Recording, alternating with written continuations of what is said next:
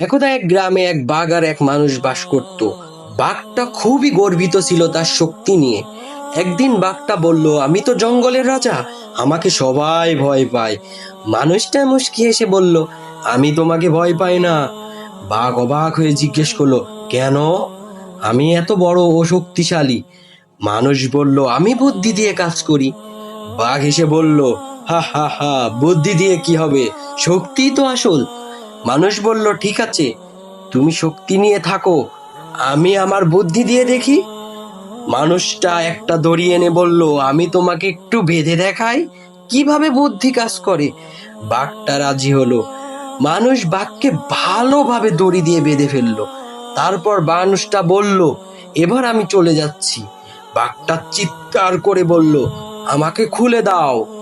মানুষ এসে বলল, শক্তি নয়, বুদ্ধিই আসল। গল্পটা থেকে শেখা যায়